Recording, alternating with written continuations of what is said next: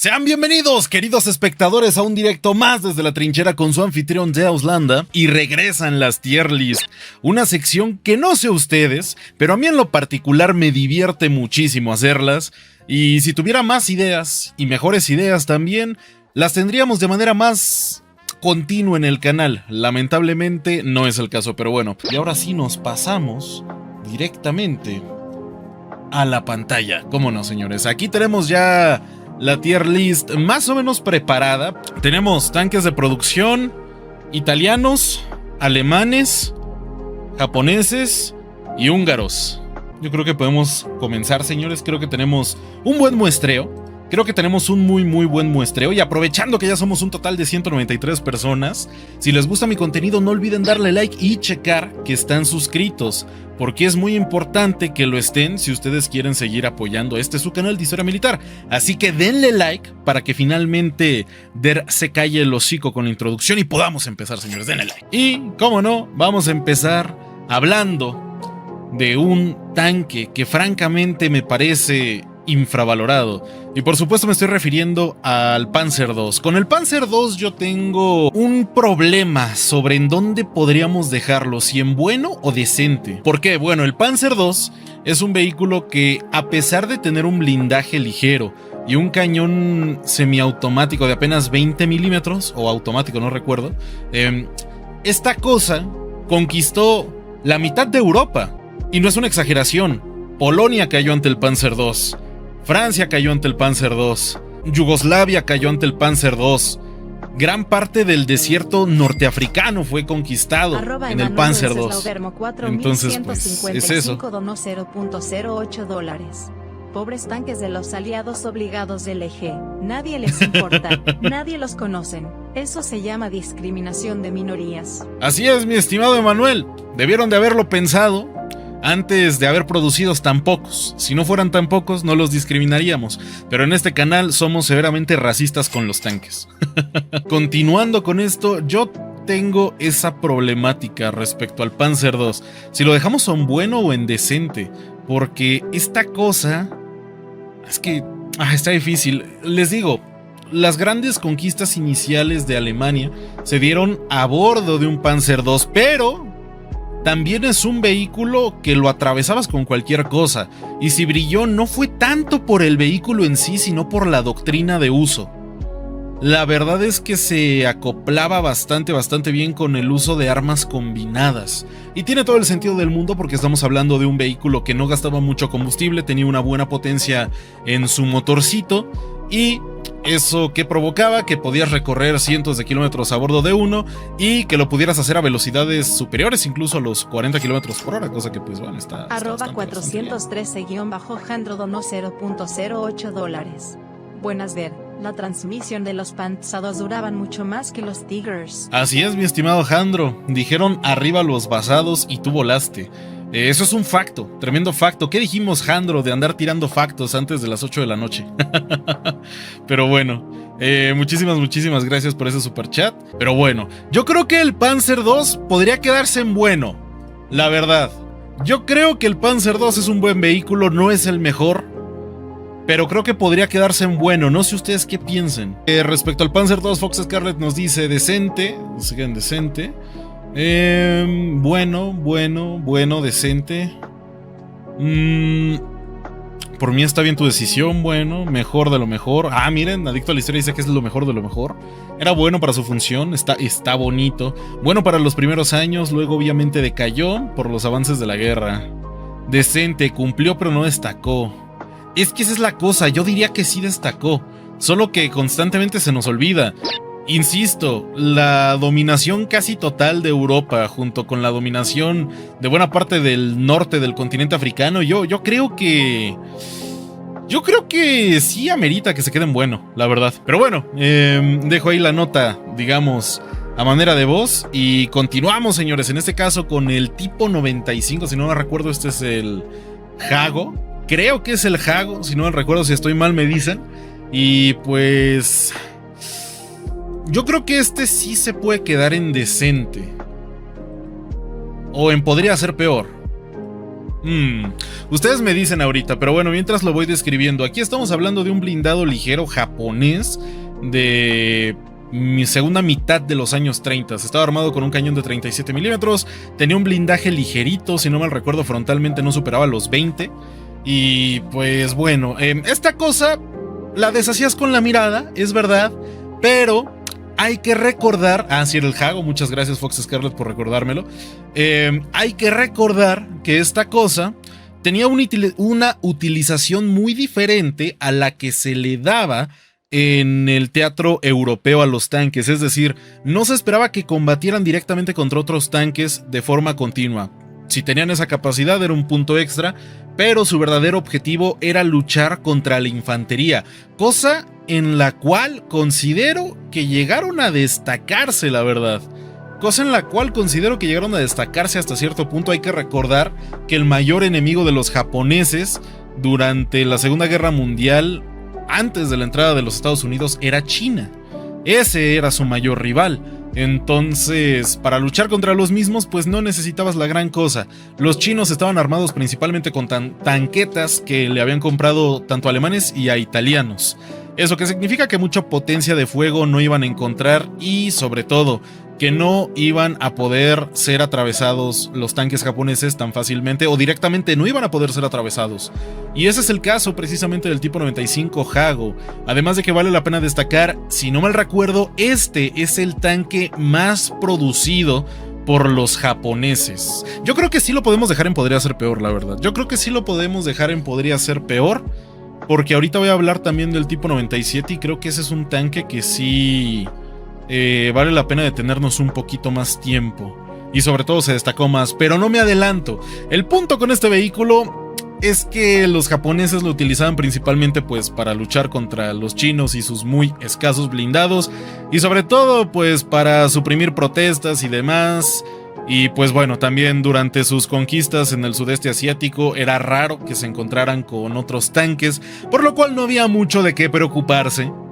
Y pues eso nos da el motivo por el cual este terminó por ser el vehículo japonés más producido de la Segunda Guerra Mundial. Además de que también mucho tiene que ver en su alto número de producción el hecho de que era un vehículo muy barato de producir en absolutamente todos los aspectos. Por supuesto que estaba remachado, al igual que prácticamente todos los tanques de su momento, pero esto nos permitía no gastar demasiado en recursos, no se necesitaba demasiado metal, no se necesitaban aleaciones demasiado raras. Vamos, su cañón ya tenía una buena producción estandarizada. Si no recuerdo, se produjeron unos 2500 por ahí. Si no recuerdo, se produjeron unos 2500 por ahí. Así es, mi estimado Servín. Tenía remaches, pero no estaba tan mal. No estaba tan mal. Entonces, pues eso. Arroba Emanuel Wenceslao Vermo 4155 donó $0.08. Si uno ve objetivamente, todos los tanques del principio de la SG-2 eran enfocados contra la infantería, pero cuando los tanques fueron numerosos se necesitó la capacidad de penetrar a otros tanques. Efectivamente, mi estimado Emanuel, y después tenemos el caso de Italia, que ahorita lo vamos a comentar porque está bien raro, la verdad. El caso de Italia está súper raro. Pero tienes toda la razón, mi estimado Emanuel. Tienes absolutamente toda la razón. Pero bueno, vamos a continuar con el poderosísimo tipo 97. Que este es un vehículo ya más potente, desarrollado por Japón, ya una vez entrada la Segunda Guerra Mundial, en donde se esperaba que se encontraran con armas antitanque más grandes.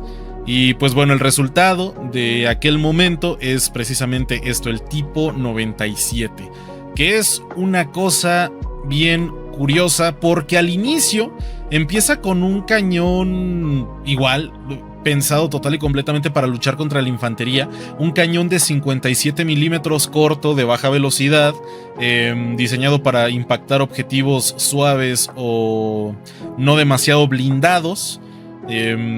Y pues bueno, al principio no era muy buen vehículo, pero lo que terminó por levantarlo fue la introducción del cañón de 47 milímetros antitanque, y con esa cosa ya se le podía hacer frente a otros vehículos de la época. Por ejemplo, teóricamente ya un cañón de 47 milímetros japonés antitanque de aquel momento ya podría atravesar un BT-5, ya podría atravesar un T-26, ya podría atravesar un M3 Stuart, que eran vehículos relativamente comunes a los cuales se enfrentó Japón en su momento. Entonces, pues, si a eso le sumamos la posibilidad de atravesar absolutamente todo el arsenal que tenía China en aquel momento, pues no estaba tan mal. Y bueno, también hay que recordar los blindados estadounidenses utilizados en el frente del Pacífico. En primera no eran tan comunes y en segunda la mayoría eran ligeros o medios, y bueno, una amplia mayoría fueron los ligeros.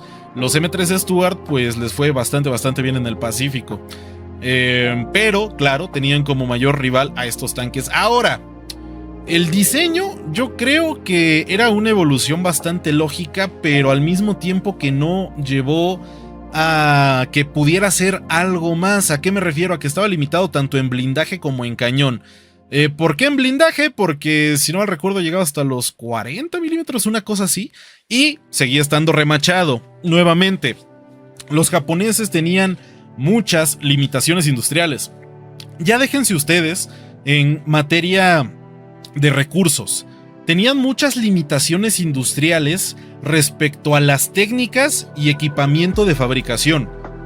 Sí, Japón era un país industrializado, tranquilamente estaba al nivel o incluso más que Italia, pero tenían muchos problemas con sus técnicas. Lucas Fernández 8013 donó $0.08.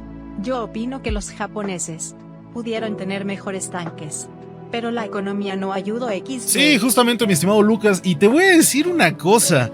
Yo incluso considero que más que la economía eran sus procesos industriales. Lo vimos, lo acabamos de ver en el video sobre el Kika, el Nakajima Kika. Un avión a reacción que los japoneses alcanzaron a producir, aunque solo se hicieron 20, pero alcanzaron a producir antes de la finalización de la Segunda Guerra Mundial. Bueno, pues con esa cosa lograron hacer auténticas maravillas. Desde realizar un trabajo milagroso de ingeniería inversa, utilizando únicamente una foto, hasta producirlo con falta de aleaciones, falta de aluminio, falta de un montón de materiales. Entonces, te digo, más que eso, yo creo que el verdadero problema se encuentra en que no tenían en que no tenían buenos procesos de producción, buenos procesos de fabricación. Entonces, eso yo considero que es lo que más le jugó el revés a los japoneses. Así que pues eso. No estaban tan mal los tanques japoneses. Creo que para este punto me he vuelto un firme defensor de los tanques japoneses, pero de verdad considero que no estaban mal para lo que fueron diseñados. Creo que para eso, vamos, decente. Yo diría que decente. ¿Ustedes dicen decente? Yo digo que es decente. Recién pienso, porque Japón no usó mejores cañones antitanques con los PaK alemanes o ya los Flak. Verás, mi estimado, los japoneses lo pensaron hacer, pero se tardaron mucho. Es que mira, hay una serie de motivos por los cuales los japoneses no hicieron tanques con armamento y blindaje más grande y más pesado. Y no es por el tema de la plata, es porque no lo necesitaban. Estamos hablando, a final de cuentas, de un imperio de ultramar. Entonces, ¿eso qué significa? Que tienes que llevar a tus vehículos a través del mar, sí o sí. Mientras más ligeros sean, más blindados puedes llevar. Por lo tanto, ¿qué te conviene? Poder transportar un par de tanques medios, digamos de unas 30 toneladas, un peso muy bueno, la verdad muy bueno dentro de la categoría, y puedes mover 2 por barco o 2 por ferry hasta los puntos en donde los quieras mandar, o pues te avientas algunos Hago, pesan 10 toneladas, y pues en lugar de llevarte 2, que serían 60 toneladas de un tanque medio, de 2 tanques medios, pues te puedes llevar 6. Ah, bueno, pues ahí cambia la cosa. Entonces te digo, lo hicieron pensando en su logística, cosa que me parece bastante interesante, pero sí llegaron a meter cañones antitanque y antiaéreos grandes en algunos de sus vehículos. El problema fue que los mismos no fueron sacados de Japón, justamente por el tema logístico y también porque los japoneses esperaban una invasión estadounidense. Entonces, pues eso lo vamos a comentar un poquito más adelante. Vamos a seguir, señores, vamos a seguir. Un flag para destruir un Panzer 1, bro. Eso es matar una mosca a cañonazos, definitivamente. Pero pues, locura total, Carlitos. Locura total. En fin, vamos a seguir ahora sí con el todopoderoso... se me fue el nombre de este pequeño desgraciado. Lo bueno es que tengo aquí mi acordeón. El Turán 1. No sé por qué se me olvidó el nombre del Turán. Pero bueno, el Turán 1, señores. Y aquí también estoy un poco conflictuado. No sé en dónde dejarlo. No sé si dejarlo en podría ser peor o en decente, y ahorita les voy a explicar el porqué. @Emanuel Wenceslao-Vermo 4155 donó $0.08. Japón tenía el problema de que era una nación relativamente joven a lo moderno y con vecinos muy débiles, lo que hacía que al ser la única industria más o menos buena la hacía muy poderosa. Totalmente, mi estimado Emanuel, totalmente de acuerdo. ¿Quién diría que la mayor ventaja que tenía Japón al inicio de la Segunda Guerra Mundial terminó por convertirse en su mayor desventaja? Porque pues es el equivalente a un cabrón que lleva un año haciendo ejercicio y ya empieza a ganar robustez, se ve un poco marcadito y de pronto quiere competir contra un Mr. Olympia. En este caso el Mr. Olympia sería Estados Unidos. Pues va a estar cabrón, ¿no? Porque te estás poniendo... Imagínense un cabrón naturalito que lleva un año entrenando, le está dando ahí al gimnasio 2 horas al día con su creatina. De pronto llega un cabrón que se mete testosterona, clenbuterona, también hasta los dedos se mete el cabrón. Hormona del crecimiento, está hecho un toro, entrena 4 horas todos los días, separa secciones de peso y cardio, el tipo está mamadísimo, tiene 10 años entrenando. Bueno, eso es básicamente Estados Unidos y Japón. Estados Unidos es una nación industrial desde principios del siglo XIX. Japón tenía salud. Literalmente. Los japoneses tenían una muy buena salud antes de que se abrieran al mundo. Entonces pues sí, esa básicamente sería la comparativa. No es que Japón estuviera mal, porque nadie le va a decir a ese cabrón que lleva un año haciendo ejercicio: oye, pues estás de la chingada, ¿no? No, por supuesto que no, porque ya se le nota y demás. Pero pues se está poniendo contra un top. Se está poniendo contra el top global, equivalente a meterte en los 70s con Arnold Schwarzenegger o en los 2000 con Ronnie Coleman, ¿saben? Así de disparejo estaba. O a Nasser el Zombati, ¿saben? Así bestias, auténticas bestias. Entonces, pues bueno, pero sí, muy de acuerdo, mi estimado Emanuel. Divertida hacer esa analogía. Y pues nada, vamos a continuar. El Turán 1 es un vehículo armado con un cañón de 47 milímetros, si no recuerdo, o por ahí. Vamos, un cañón pues de principios, francamente, de la Segunda Guerra Mundial. Es un vehículo que no tenía demasiado blindaje, superaba por ahí creo que los 50 milímetros de blindaje frontal, pero tenía otras cosas muy buenas.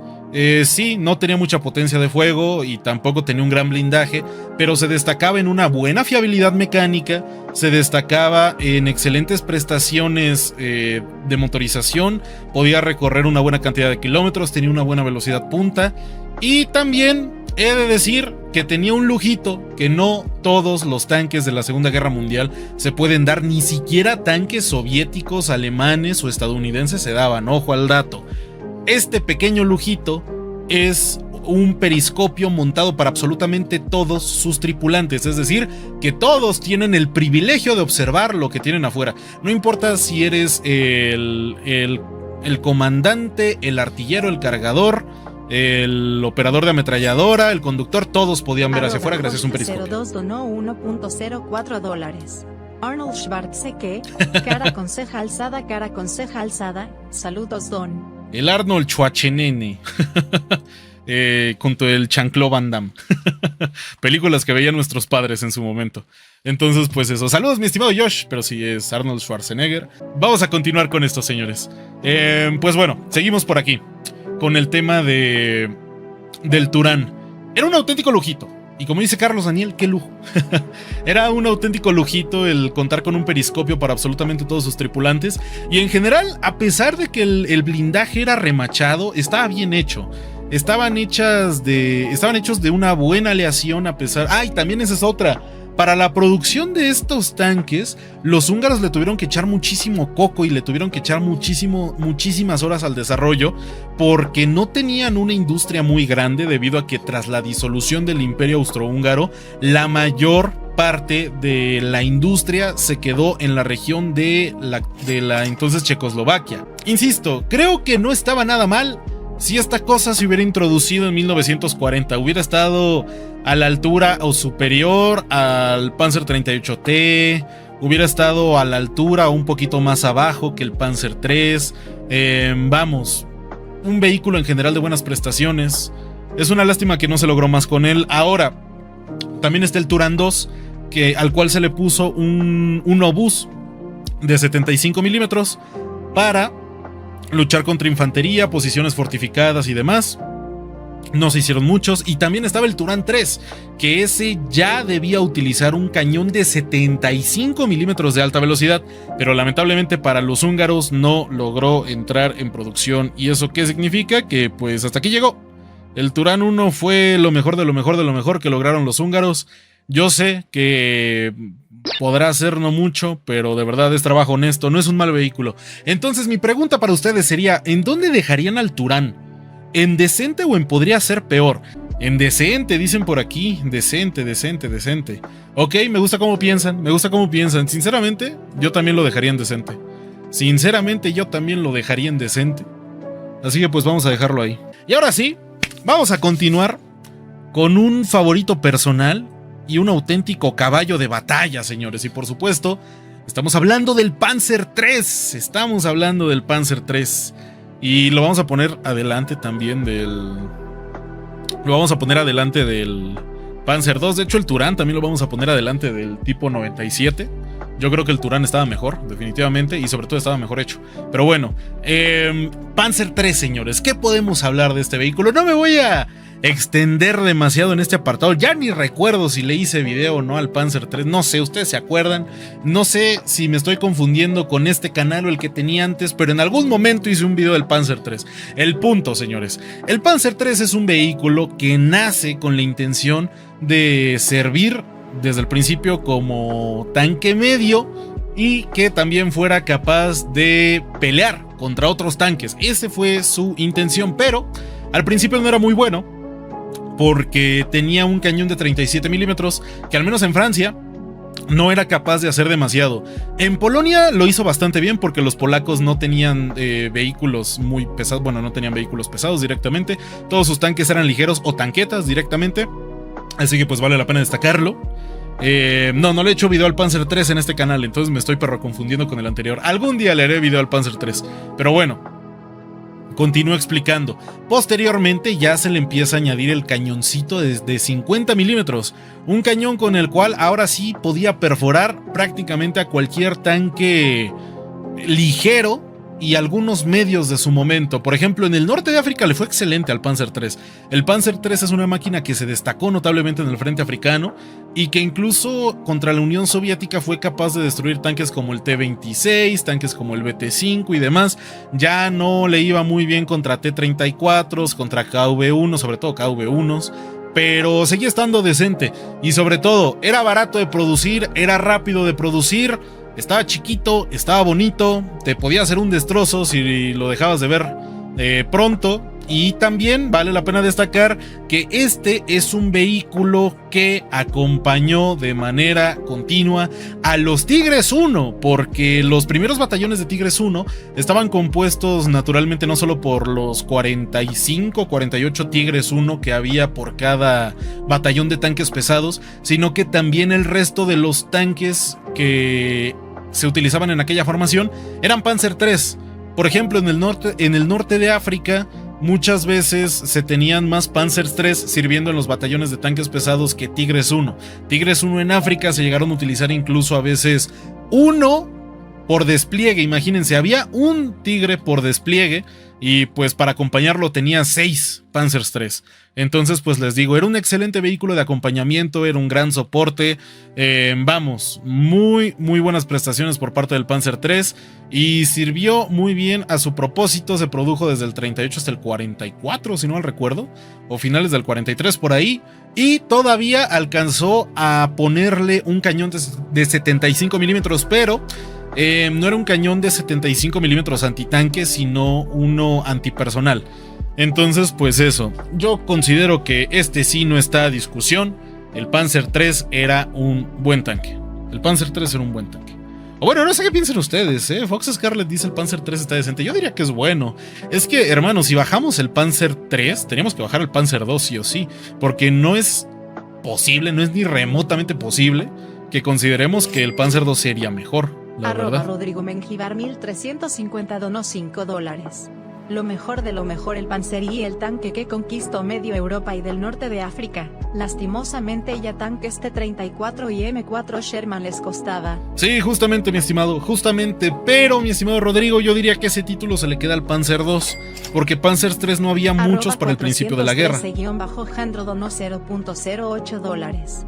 Para mí se tendrían que haber quedado en el Panzer III y de ahí pasar a otro tanque, no al Panzer IV. Es que mi estimado Jandro, es muy curioso ahora que lo mencionas, porque el Panzer III y el Panzer IV fueron desarrollados paralelamente. Miren, punto importante, 1939 no era la fecha en la que los alemanes querían empezar la contienda, pero pues Adolfito se le fue más o la flapa, como diría cierto youtuber de origen ruso, en paz descanse.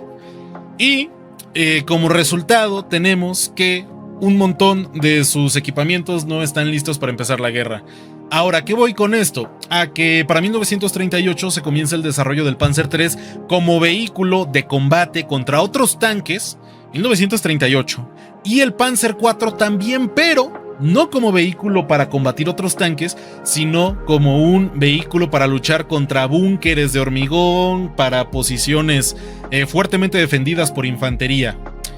Claro, el Panzer III pues se ve demasiado pequeño para instalarle un cañón de 75 milímetros largo. Y ahora sí, vamos a continuar con uno que ya tenía ganas de llegar acá, porque es un tanque italiano, señores. Vamos a empezar a hablar de la industria italiana. Concretamente, aquí tenemos el M1340. Un vehículo que dejaba mucho que desear, y aún así no es lo peor que hizo Italia en su momento. Pero vayamos por partes, como diría Jack el Destripador. Miren, los tanques italianos son bastante sencillos de entender. El M1340, tal cual nos lo dice todo desde su nombre. Tanque mediano, de ahí la M, 13 toneladas, 1940 en el momento en el que comienza su producción. No vamos a hablar del Célere Sahariano, que lo compré y sigo sin... Tengo como año y medio de que compré ese tanque en War Thunder y nada más no hablo de él. Pero bueno, eventualmente hablaremos del Célere Sahariano. Pero bueno, aquí tenemos esta cosa, el M1340, un pobre desgraciado que sufrió muchísimo debido a la pobre industria italiana. Pero aún así les voy a decir que no estaba tan mal. Miren, hay que recordar que el M1340 fue el tanque italiano más producido, el tanque medio italiano más producido, porque el blindado italiano más producido fue el L33, por triste que suene, pero ahorita hablaremos de ese pequeño desgraciado, como lo quiero. Pero bueno, lo importante, el M1340 fue una parte muy importante del Afrika Korps. Tenía un cañón de 37 o de 47 milímetros, no recuerdo bien, antitanque, de prestaciones bastante buenas, que para 1940 era capaz de destruir absolutamente todo lo que los aliados occidentales tenían. Además de que también, pues, el pobre desgraciado tuvo que servir al inicio de la operación Barbarroja. Bueno, en cuanto los italianos se metieron por allá, ahí sí la pasó bastante mal. De hecho, fueron destruidos casi por completo en la Unión Soviética. Pero vamos a ignorar ese pequeño detalle y concentrémonos en el frente africano, en donde lo hicieron relativamente bien. Ahora, si lo hicieron relativamente bien, ¿por qué lo dejo aquí? La calidad de fabricación, señores. Miren, hace rato que mencioné que Japón tenía una industria igual o incluso más competente que la italiana, no es ninguna exageración. Los italianos eran exageradamente dependientes a todo lo que les llegaba del extranjero, de verdad excesivamente dependientes. Y eso también significa que constantemente dependían de los recursos que les llegaban de Alemania. Y Alemania no tenía como prioridad mandarle mucho a Italia porque los alemanes no tenían tanto para empezar. Entonces, pues ahí tenemos un problema. Ahora también, gran parte de los recursos que les llegaban a través del comercio, antes del inicio de la Segunda Guerra Mundial, les llegaban gracias a los países aliados. Entonces, pues, declararle la guerra a los mismos, digamos que no fue muy buena idea. Y eso nos da resultados como una notoria falta de aleaciones. Y, pues bueno, si a eso le añadimos que sus procesos industriales no eran de buena calidad, pues estamos bastante jodidos, gente. Estamos bastante jodidos. Sus procesos industriales eran más lentos y de peor calidad que los de Japón, además de que tampoco tenían demasiados obreros especializados. Así que pues eso jode muchísimo a los italianos. Y el tema de las aleaciones es uno muy notorio. También el tema con, ahora pasando a otra cosa, el tema con los tanques remachados es que si no están hechos de una buena aleación, pueden pasar dos cosas: que el remache se convierta en una especie de perdigón al momento de ser impactado y que los mismos salgan volando al interior y terminen por incrustársele a algún pobre desgraciado italiano en el cerebro y lo mate. Y también puede provocar que digamos, al impactar, hay un proceso similar a la cristalización, se vaya quebrando de tal manera que también se convierta en metralla que termina impactando al interior de la tripulación. Y de verdad, si nos ponemos a buscar imágenes de archivo de tanques italianos alcanzados durante el frente africano, podemos darnos cuenta de que hay muchos de los mismos en los cuales se ven estas grietas dirigidas hacia el interior. Entonces digamos que recibían el impacto y el tanque italiano, digamos, este es el blindaje, hacía esto, pam, saben, se doblaba hacia adentro, saben, está así, pam, se dobla hacia adentro, y eso hace que, les digo, el interior se, digamos, cristalice y se vuelvan, digamos, una especie de perdigones que les salten a los pobres italianos, pobres desgraciados en la cabeza. Pero bueno, ¿qué es el blindaje remachado? Pregunta German25.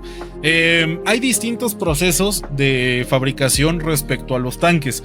Tienes el blindaje remachado, tienes el blindaje soldado, que es de una calidad... Mira, el blindaje remachado digamos que sería la peor calidad. El blindaje soldado es una calidad decente. Y después tienes la fundición, que eso solo los top globales más cabrones la tenían, es decir, Estados Unidos. Y curiosamente Australia también tenía ese proceso, que es el mejorcito. Es el mejorcito económicamente hablando y también en materia de protección. Pero bueno, lo importante, blindaje remachado, señores. Básicamente es atornillarlo, tal cual. Tienes placas de metal y las vas a atornillar, pam, pam, pam, para unirlo con más metal. El blindaje ahora tiene sus limitaciones. No puedes remachar infinitamente todo sin que se vuelva un proceso demasiado caro. Entonces digamos que había cierto límite para los tanques. Un blindaje remachado te soportaba bien hasta los 25 milímetros. Hasta ahí digamos que te brindaba no solo una protección decente para el inicio de la Segunda Guerra Mundial, sino también que tenía una calidad relativamente decente. Pero los tanques italianos que se empiezan a diseñar y producir posteriores al inicio de la Segunda Guerra Mundial ya tratan de tener un blindaje más grueso con el mismo proceso de remache. Los húngaros, les digo, hijo, los húngaros fueron cabrones y se pusieron a encontrar la manera de cómo carajos hacer tanques remachados que no se rompieran de la misma manera en que se rompían los tanques italianos cuando los impactaban. Los húngaros lo lograron, pero los italianos no, porque no investigaron eso para empezar. No recuerdo concretamente cómo se llama esa tecnología concreta, pero pues les digo, a los húngaros les salió muy bien y prácticamente lograron doblar el máximo blindaje que terminaba por ser eficiente. Entonces, pues bueno, pues eso. Dar una reseña rápida del M11 diagonal 39 ante el M13 diagonal 40. ¡Oh, Nemesio! ¿Qué comes que adivinas? ¿Qué es el que sigue? 413-Jandro donó $0.08. O sea que si te dejaban fuera de combate al tanque con remachado, ¿podías sacarle la placa y reutilizarla? No, no necesariamente. Si, por ejemplo, era impactado de cierta manera, no. Bueno, también te diré, la canibalización del blindaje dentro de los tanques en la Segunda Guerra Mundial era relativamente común. Por ejemplo, el famoso Super Pershing que alcanzó a luchar en el teatro europeo, lo hizo con una placa, o bueno, se le añadió blindaje extra con placas sacada de un Panther, por ejemplo. Pero no era lo mejor. Digamos que sí se podía hacer, no era lo mejor. Pero bueno, eso te digo. Además, también la canibalización de las partes no necesariamente tiene que ver si el blindaje era soldado, remachado o fundido. Ahí nada más era, pues digamos, sacar la placa como se pudiera. Bueno, del fundido creo que directamente no había manera, pero del remachado del soldado, pues simplemente era sacar la placa y volver a soldarla o volver a remacharla. Que te digo, no era lo mejor. No era lo mejor en cuanto a eficiencia, pero te digo, no tenía mucho que ver con el proceso de producción, mi estimado Jandro. Un saludo gigante para ti. Saludos también para Nemesis, que de verdad, ¿qué come que adivina Nemesis? Que justamente les digo, si el M1340 era un pobre desgraciado que llegó a hacerlo relativamente bien en el frente italiano, pues... Wenceslao Vermo 4155 donó $0.08. ¿Y cómo lograron eso los húngaros? Considerando que eran una nación menor, fueron muy buenos. Le hubieran dado los recursos de Italia a Hungría y le hubieran sacado más partido. Totalmente, Manuel. Completamente. José Norles donó $1.07. José Nautilus, muchísimas gracias por ese superchat, les digo. Hay gente que son de pocas palabras y el buen José es una de ellas. Me agrada este chico. Muchas gracias, José Nautilus. Un saludo gigante para ti. Y contestándole también al buen Emanuel. Los húngaros se dedicaron mucho tiempo a la investigación. Es precisamente por eso que los mismos terminaron por producir sus tanques en una etapa bastante tardía de la guerra, porque concentraron primero sus recursos en una buena investigación y sobre todo en adaptar esas investigaciones a sus propios centros industriales, que te digo eran muy pocos. La mayor parte de la industria húngara se encontraba en las afueras de Budapest.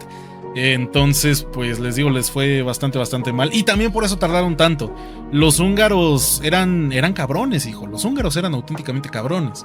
Pero, insisto, el hecho de que tras la separación del imperio austrohúngaro les haya tocado las tierras en donde menos presencia industrial tenía, les afectó muchísimo. Entonces, pues eso. Pero bueno, muchísimas gracias por esos superchats, mi estimado Emanuel. Saludos también para el buen José. Y vamos a pasar, señores, justamente con el blindado que nos mencionó el buen y todopoderoso Nemesis. El M1139, nuevamente, tanque mediano de 11 toneladas, producido en 1939.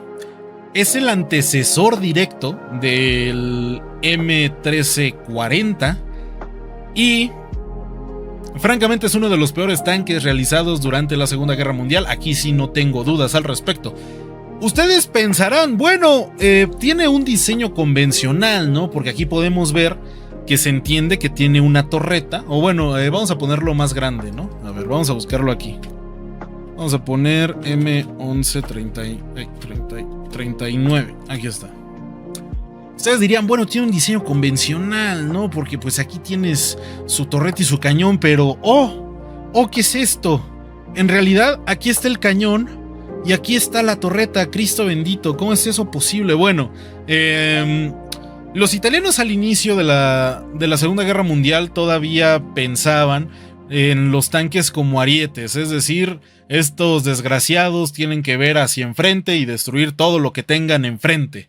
Entonces tenían poco, digamos, apreciado, tenían muy poca apreciación respecto a las torretas, pero pensaban que podían ser útiles, por ejemplo, para defenderse de la infantería. Entonces, pues, si vamos a añadir una torreta, le ponemos una ametralladora y que esto defienda, que tenía cierto sentido. Si tú te lo pones a pensar como alguien que diseña tanques previo a la Segunda Guerra Mundial, este tanque tiene sentido, hear me out.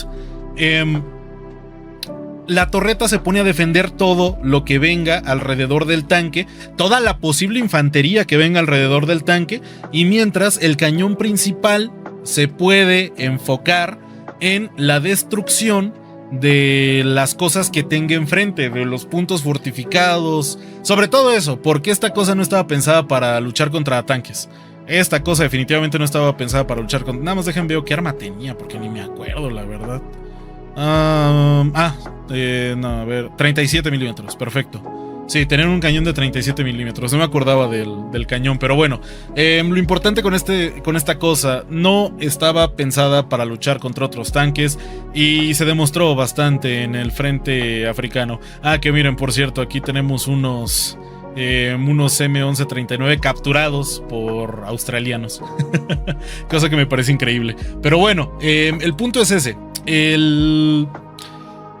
El M1139 es una cosa que no estaba pensada para luchar contra otros tanques, y sobre todo aquí podemos añadir otro factor que no mencionamos a la hora de hablar de su hermano menor.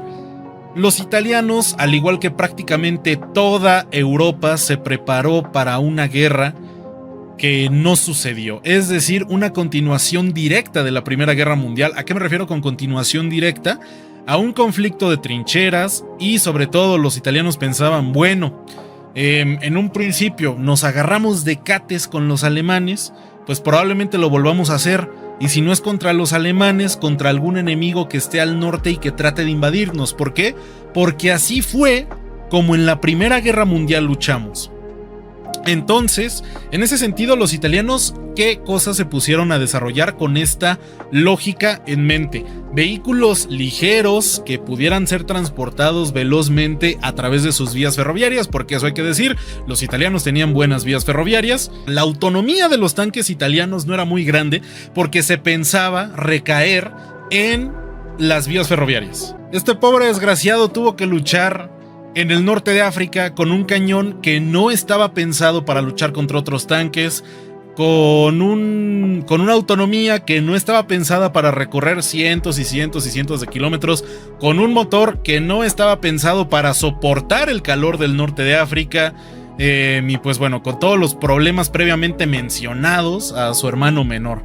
Así que sí, yo creo que aquí tenemos un buen representante de mejor nadota.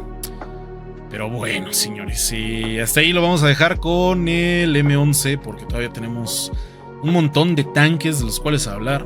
Sigue el todopoderoso Panzer 38, señores, que yo creo que este sí lo tenemos que dejar en bueno, sí o sí. No sé ustedes qué piensen, pero yo creo que el Panzer 38T es uno de los mejores tanques del inicio del conflicto. Tenían un cañón de 47 milímetros que era más potente que absolutamente todos los tanques de producción alemanes del inicio del conflicto. Esta cosa pegaba más duro que un Panzer 3, naturalmente más que un Panzer 2. Vamos, los alemanes no tenían otra cosa igual, y todo se lo deben a la anexión de Checoslovaquia. Tras que Checoslovaquia es anexada, se quedan con todas industrias, se quedan con Škoda, importante productor y diseñador de tanques, y pues resultado fue también quedarse con el Panzer 38T. Muy buen vehículo, excelente vehículo, que de verdad esto era lo mejor que tenían los alemanes al principio. Sí, era blindaje remachado, pero nuevamente un buen blindaje remachado, un blindaje relativamente grueso para su momento, y de las pocas cosas que no podían ser atravesadas, por ejemplo, en Polonia por las tanquetas antitanque. Así que pues era muy buen vehículo, la verdad, era muy muy buen vehículo. Yo concretamente creo que aquí sí vale la pena ponerlo en bueno. Tal vez no en lo mejor de lo mejor, ¿por qué? Porque se quedó obsoleto rápidamente, pero de él salió uno de mis cazacarros favoritos, que vamos a ver más adelante. Pero bueno, el Panzer 38T es una joya. Brian José dice, ¿para cuándo un video del T-35? No sé si vaya a ser video del T-35, ya tengo video del T-38. Y pues nada, la verdad es que son vehículos muy muy similares, así que no sé qué tanto merezca un video aparte. Pero bueno, no sé ustedes qué piensen. A ver, vamos a hacer una encuesta. Vamos a hacer una encuesta rapidita. Este vehículo sí me gusta mucho, entonces vamos a ponerlo. ¿En dónde dejamos al Panzer 38T? ¿Lo dejamos en lo mejor de lo mejor, o simplemente en bueno? Ustedes me dicen. Esto va a quedar a ustedes. Demuéstrenme una vez más por qué la democracia no sirve. Pero bueno. Gatita Guerrillera dice, entonces se podría decir que el Panzer 38T era el bueno, bonito y barato. Así es. Así es, así es. Total y completamente bueno. Pero bueno. A ver. Con la explicación, Carlitos, ponle lo que justamente votan. Lo vamos a dejar en un minuto. Yo creo que en bueno está bien. Nada más hice la encuesta porque por ahí vi que había gente pidiendo que se quedara en lo mejor de lo mejor. Yo no creo que amerite quedarse en lo mejor de lo mejor. Yo creo que más bien amerita quedarse en bueno, porque cumplió con su papel. Pero para mí lo mejor de lo mejor es un vehículo que hubiera hecho más, ¿saben? Dar el extra. 413-Jandro donó $0.08.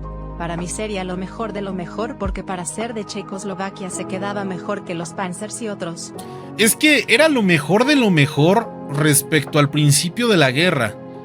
Pero, insisto, rápidamente quedó obsoleto. Y sí, yo estoy totalmente de acuerdo contigo, Jandro. Era muy bueno al principio, pero es que a partir ya de 1941 pues no pudo hacer mucho. Pero bueno, vamos a ver qué opina el público.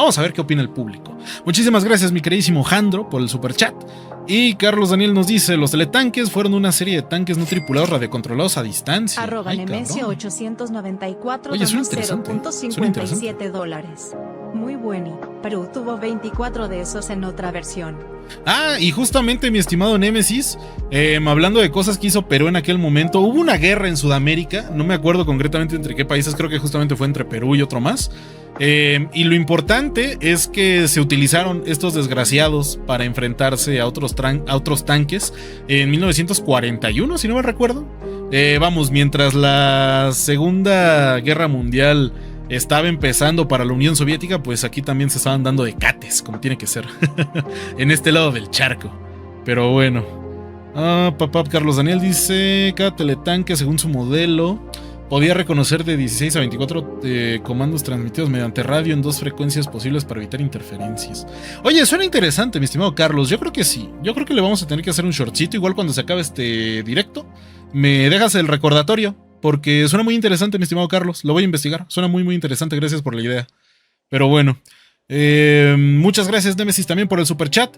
Y ya Ronald Cotaquispe nos dice: fue Perú contra Ecuador, justamente. No, Hearts of Iron 4, no, Emanuel, aléjense de mí. Pero bueno, vamos a finalizar la encuesta. Y el resultado final es de 102 votos y el 53% dice que se queden bueno. Ahora sí, la democracia funcionó. ¿Por qué? Porque es el resultado que yo quería. Entonces, ahora sí funcionó, señores. ¿Cómo no? Gatita Guerrillera dice: dígale a Fresa que deje de ser mujeriego, o mejor dicho, femboyero, que anda de uno en otro y luego quiere que no me deshaga de sus femboys si no lo hago por celos. Oye, pues no sé, yo digo que deje su nombre con sus femboys porque cosas horribles te podrían pasar. Yo te lo dejo ahí, mi estimada. Yo te lo dejo ahí. Pero bueno, vamos a continuar. Nada más déjenme asegurarme de algo. Porque creo que sí es el tanque que sí. Sí. En sí es el tipo 3. Este es el tipo 3 chino cochino. Pero bueno, vamos a hablar ahora sí de esto. Tipo 3 chino. Rodrigo Menjivar 1350 donó $2. La guerra del fútbol se usaron LTZ-35 y M3 Stuart.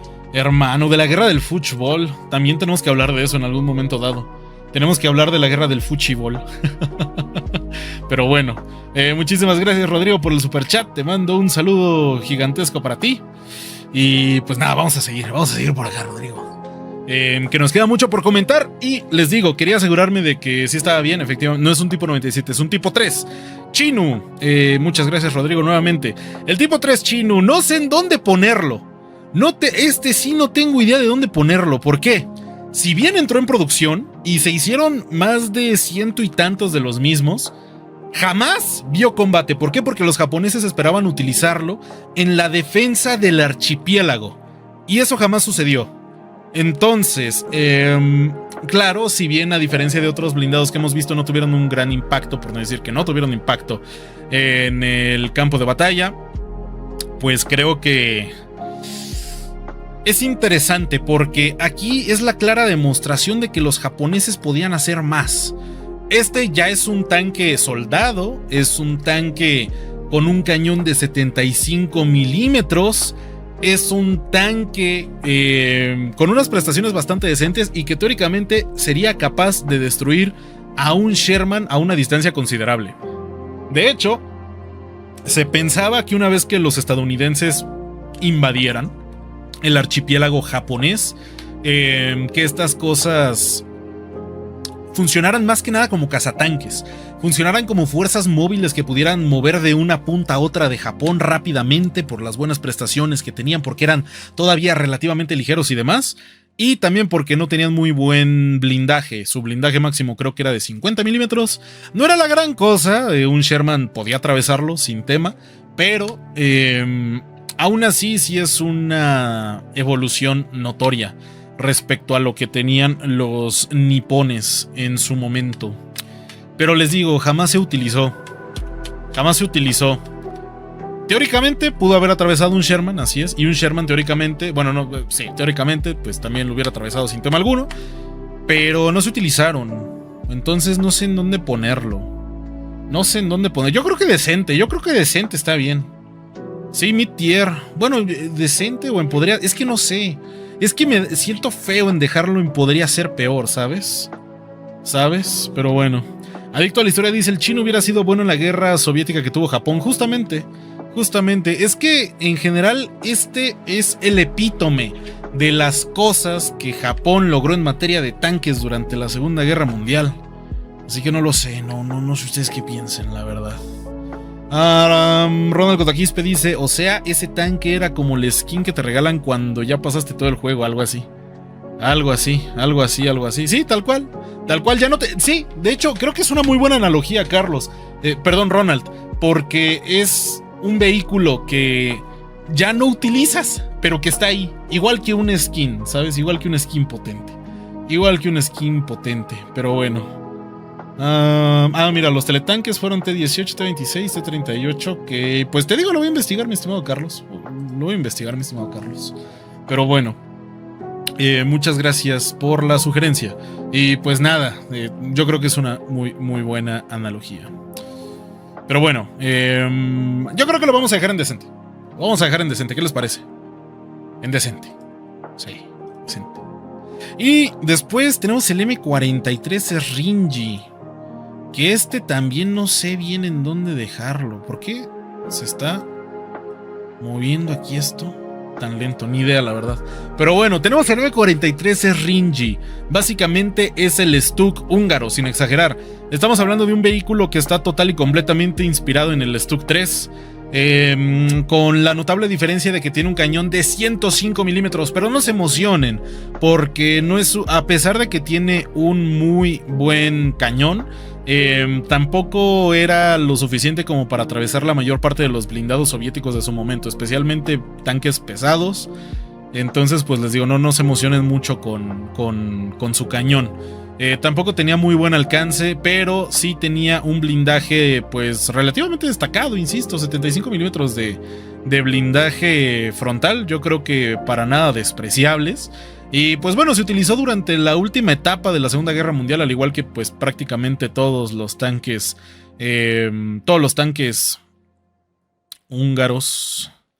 Sí, al igual que prácticamente todos los tanques húngaros. El hermano de Temu, sí, justamente. Ese es el M43.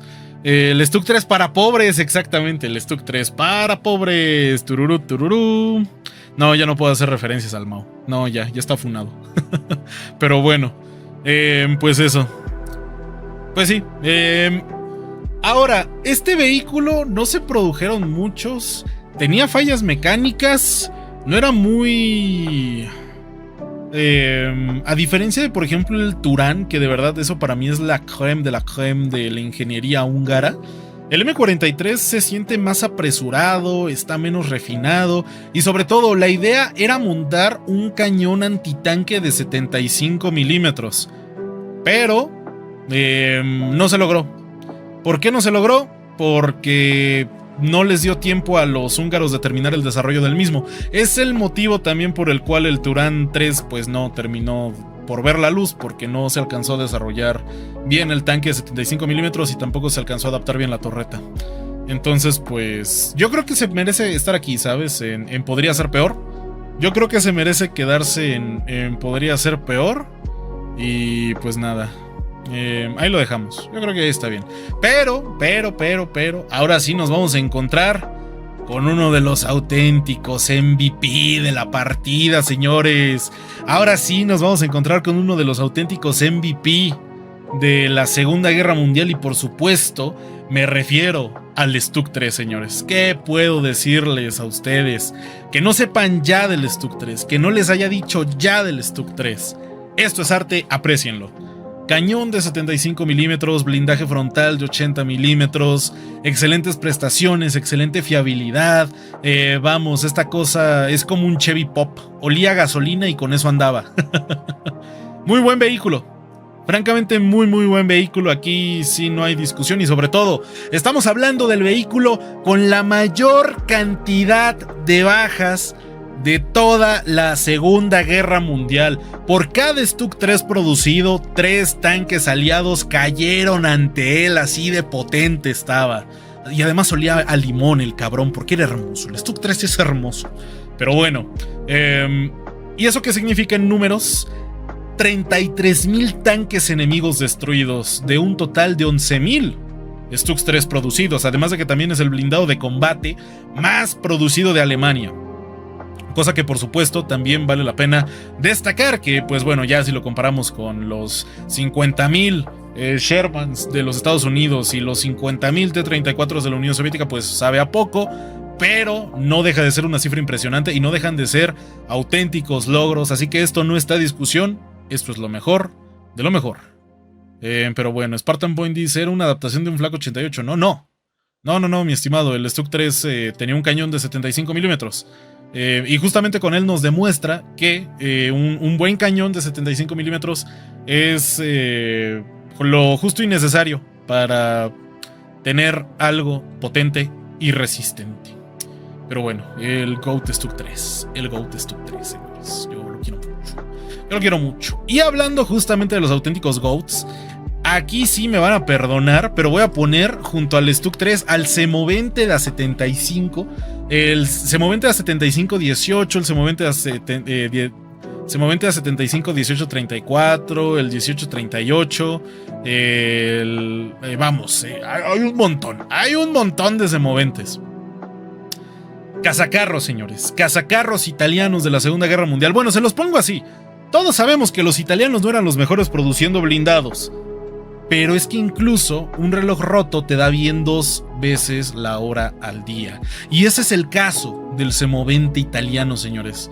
El único tanque italiano bueno, pero es que no es solamente que fuera el único blindado italiano bueno, no tanque blindado italiano bueno, sino que también estamos hablando de un vehículo que era perfectamente capaz de sustituir a los tanques medios italianos, y lo hizo en reiteradas ocasiones, porque los italianos, pues les repito, no tenían tanques muy buenos, y los que tenían pues los perdían mucho. Entonces, en lugar de juntarlos en baterías de artillería autopropulsadas, como era la idea, porque de nuevo, ojo, esta cosa se pensó para utilizarla como batería de artillería, exactamente el mismo caso que el Stuck 3, exactamente el mismo caso del Stuck 3, y se terminó por convertir en un cazacarros, porque ya con su cañón original, mismo caso que le pasó al Stuck 3 de cañón corto, ya con su cañón original, los italianos se dieron cuenta, cabrón, está chido, esto es capaz de papearse a tanques de todas las nacionalidades. Esto en su momento se papeaba lo que fuera frontalmente.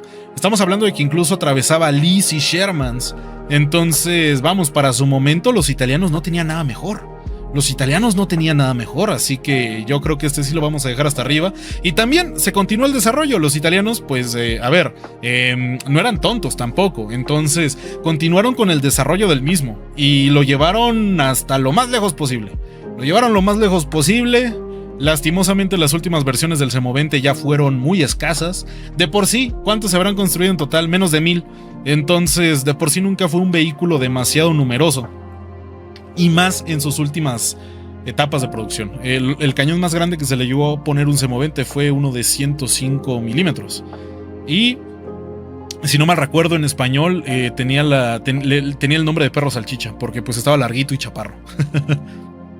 Pero bueno, tú eres pobre, no tienes Semovente. Exactamente, Fox Scarlet. Así que pues eso, sorpréndanse, señores, sorpréndanse, porque en lo mejor de lo mejor acaban de ver un fucking tanque italiano, señores. Creo que no hay mayor sorpresa para para este directo, señores. Creo que no hay mayor sorpresa para este directito. Pero bueno, vamos a pasar directamente con el carro Veloce 33. Yo creo que miren, perdónenme, pero este sí lo vamos a poner en mejor nadota. Y no es por culpa del vehículo en sí, es por la utilización que tuvo. Como les comenté hace rato, el carro Veloce 33 o el L33 es un vehículo que terminó por ser el más producido por Italia durante la Segunda Guerra Mundial, que igual no nos dice mucho, poco más de 2000 fueron producidos, de verdad. El tema no es con la tanqueta en sí, el tema es con la utilización que tuvo la tanqueta. A falta de cualquier otro tipo de blindado, a falta de los semoventes, a falta del M1340, a falta incluso del M1139, que ahí se daban los tiros, tenías al carro Veloce 33 cumpliendo el papel de tanque medio. Insisto, no es culpa de la pobre tanqueta, porque en su versión de cazacarros con el cañón de 20 milímetros, la cual por cierto es la que está en War Thunder, era perfectamente capaz de montar emboscadas con apenas unas cuantas unidades, con 2 o 4 unidades, es decir, con un pelotón o medio pelotón, eras capaz de hacer emboscadas contra convoyes de logística, convoyes de reabastecimiento, y hacía muy bien su trabajo. Llegó a destacarse en la lucha tanto en el norte de África, pero sobre todo ya en la defensa de Italia. Y pues bueno, hablando específicamente sobre ese tipo de acciones, pero imagínense el escenario. Este es un vehículo que, similar a lo que dice Fox Scarlet 70, a pesar de ser una tanqueta, fue utilizado como tanque pesado italiano. Bueno, no tan exagerado, pero casi. Este es un vehículo que tenía muy poco espacio. Los tripulantes iban literalmente uno atrás del otro, le ibas oliendo todos los pensamientos a tu compañero. Y encima estabas protegido con lo que esencialmente puede ser considerado como papel maché. Entonces, pues lo tienes bastante jodido. Además de que también no tiene torreta. Y eso también le fue bastante mal. Eso también le fue muy mal, la verdad, muy mal. Entonces, pues eso, el carro Veloce, insisto, no fracasó porque fuera un mal vehículo, fracasó porque los italianos no tenían algo mejor. Y pues lo empezaron a utilizar como tanque medio. Imagínense, una tanqueta cumpliendo el papel de tanque medio. Pues eso. Y sí, es que de nuevo, no es que haya sido un mal vehículo. Para el periodo de entreguerras, el carro Veloce estaba decente. Para mediados del conflicto, el carro Veloce estaba... Para mediados de los años 30, el carro Veloce estaba decente. ¿Por qué? En esa época, todo el mundo estaba investigando con esa clase de vehículos. Pero vamos, nadie pensaba realmente en utilizarlos de manera masiva, al menos no de la forma en la que terminó por usarlos Italia. Lo que sí es que una tanqueta te permitía experimentar con formaciones blindadas, hacer ejercicios y sobre todo pues eran buenos vehículos para patrullaje, reconocimiento y seguridad interna. Pero claro, ya cuando quieres que este pobre desgraciado cargue en línea recta contra otro tanque, el que sea, no le va a ir bien. Y no le fue bien. Entonces pues bueno. Justo como dice Carlos Daniel, imagina que una 792 lo puede penetrar. Y pues bueno, que también te diré, los fusiles de la Segunda Guerra Mundial pegaban durísimo, hermano, pegaban durísimo. Por ejemplo, no me acuerdo en dónde leí la otra vez, estaba leyendo un informe sobre la capacidad perforante del Kar 98K. Esa vaina a 200 metros sí tenía la capacidad de perforar cierto blindaje, no recuerdo el grosor exacto, pero bueno. Sí, tal cual como dice Ronald Cotaquispe, yo no elegí ser esta cosa. Entonces pues de nuevo, el carro Veloce no es que haya sido un mal vehículo en sí, sino que los italianos lo emplearon muy mal. Entonces pues no puedo ponerlo ni siquiera como podría ser peor, porque francamente no había mejor escenario, perdón, no había peor escenario para un tanquista italiano que fueras asignado a una de estas vainas y después te dijeran, ¿ves ese M3 Lee de allá? Sí, patrón, ve a matarlo. No mames, patrón. Yo me imagino algo así, ¿saben? Yo me imagino algo así. Entonces, pues bueno. Es un pobre desgraciado. Y hablando de pobres desgraciados, Tenemos el P-2640, que definitivamente es mejor que todos estos de aquí, pero no deja de ser una basura caliente y apestosa. Ahora, el P-2640 en la teoría no suena tan mal. 50 milímetros de blindaje frontal inclinados, cañón de 75 milímetros. Y pues bueno, esas son prestaciones que a priori uno dice, oye, pues está bastante bien, ¿no? Está bastante bien. Pero bueno, sí, como dice Carlos Daniel, en resumen, el carro del 8 no aguanta un Car 98. Pero bueno, hablando del P-2640, uno pensaría, bueno, pues el P-2640 está bastante bien, ¿no? Pero no lo estaba. ¿Por qué? En primera, mismo problema con el resto de blindados italianos. Las aleaciones no eran su punto fuerte y la fabricación en sí de los tanques tampoco lo era. Entonces les digo que el metal tendía a quebrarse y pues eso terminaba por ser una trampa mortal para sus ocupantes. Además de que también puede ser un blindado remachado con una calidad pues bastante mala. Insisto, los blindados remachados italianos pueden estar tranquilamente hasta abajo. Entonces pues eso. Y pues bueno, vamos a seguir diciendo que pues esta cosa, híjole, ni siquiera alcanzó a luchar en el bando italiano. Además de que su diseño se tuvo que rehacer en varias ocasiones. El diseño del P-2640 tuvo que rehacerse en al menos una ocasión, porque una vez que los italianos entraron en el frente oriental y se dieron cuenta de que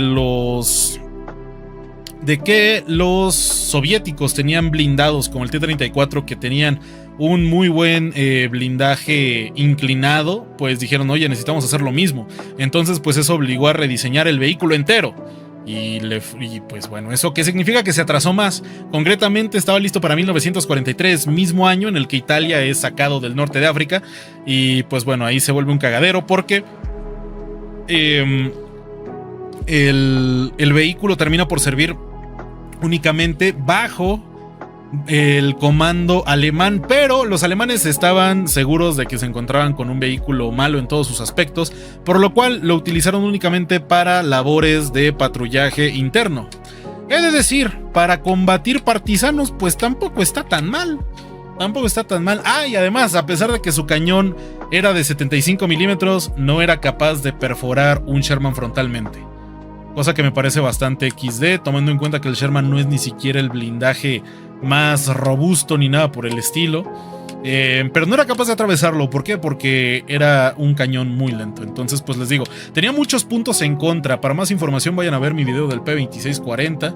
Es una gigantesca decepción con patas. Los italianos de verdad parecía que finalmente habían hecho algo bueno y pues nada. Ah, y encima P-2640, P de pesado, 26 toneladas y pues su desarrollo comenzó en el 40. Y pues bueno, un tanque pesado de 26 toneladas, ¿qué carajos te pasa, Mussolini? Bueno, pues hay que recordar que las designaciones de ligero, mediano y pesado no eran en sí por qué tan pesado, qué tan ligero era el vehículo, sino por el rol que debía cumplir. Y se supone que esta cosa era un ariete, se supone. Entonces, pues eso. Es jodido, la verdad, es bastante jodido. Saludos, Inservible, qué bueno que andas por acá. Pero bueno, es que no, Inservible, te digo, no es que el carro del 8 fuera completamente inútil, no, simplemente le fue mal. Pero bueno, Carlos Daniel, a lo mejor es una buena idea, pero no concretamente solo hablar del blindaje remachado, sino de tipos de blindajes de la Segunda Guerra Mundial, ¿sabes? Pero bueno, pues nada. Pues pobre desgraciado, pobre P causa, en fin. Vamos a seguir, ahora sí, por supuesto, señores, con uno que claramente tiene que estar en lo mejor de lo mejor. Y por supuesto estamos hablando del bonito, del hermoso, del maravilloso, del apoteósico Panzer IV. El Panzer IV es un vehículo que, como ya les comenté hace rato, no se comenzó a construir con la idea de que fuera un vehículo para combatir otros tanques, pero terminó por servir esta función gracias a que no había mejor opción para adaptar un cañón de 75 milímetros antitanque, cosa que comienza a adaptarse para 1940 1942 es el año en el que comienzan a meter este tipo de vehículo. Y sobre todo, señores, este desgraciado de aquí era una maravilla. Era una auténtica maravilla alemana.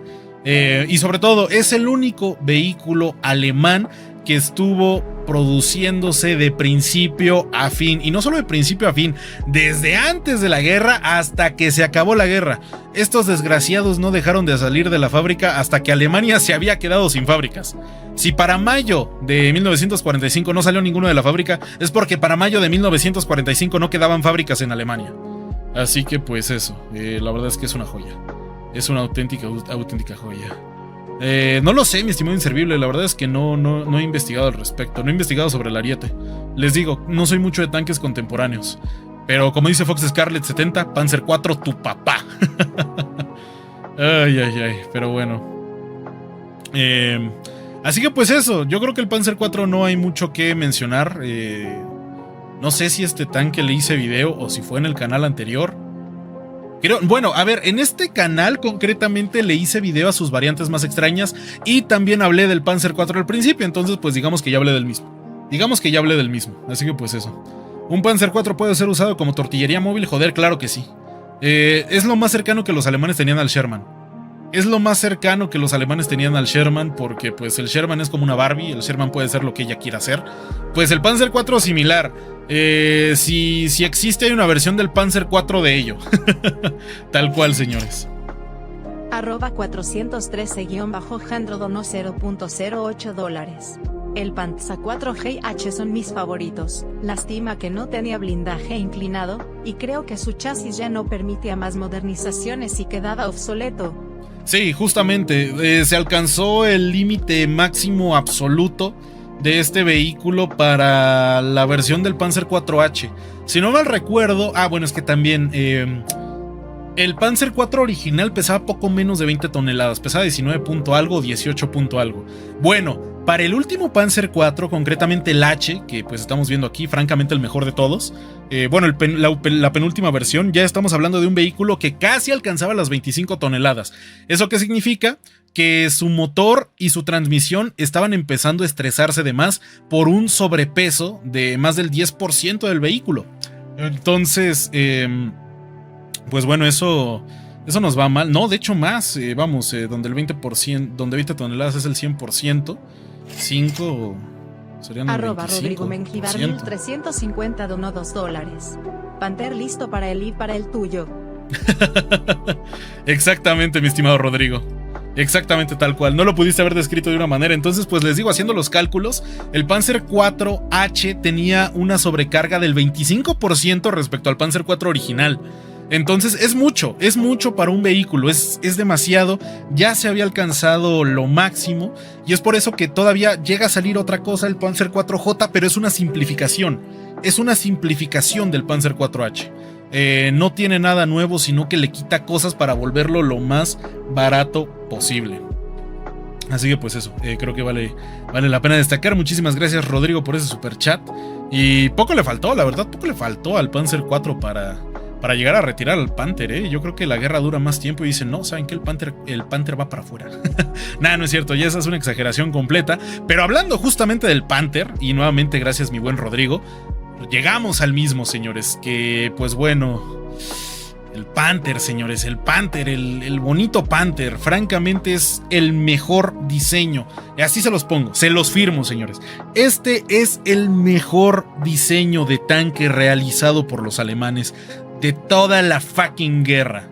Me la juego, hermano, yo eso se los debato en la plaza con las armas cualquier día de la semana. Ahí los espero, señores, ahí los espero. El Panther es directamente el mejor diseño, pero no podemos dejarlo en lo mejor de lo mejor, porque si bien era un diseño maravilloso, tenía muchísimos problemas de producción. Además de que también es culpa de que este desgraciado haya atrasado la operación Ciudadela. Y pues bueno, en total se mandaron, me parece que 200 Panthers, de los cuales la mitad a la primera semana ya no servían. Entonces pues imagínense, así de defectuosa salió el primer lote de los Panthers,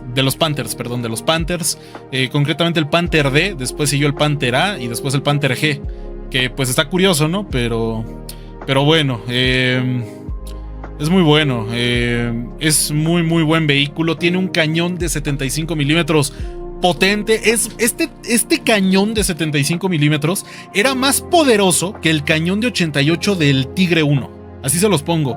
Mucha gente cree que no, el Tigre 1 muy poderoso y demás. Y pues bueno, sí, tenía muy buena potencia de fuego para el momento en el que fue introducido.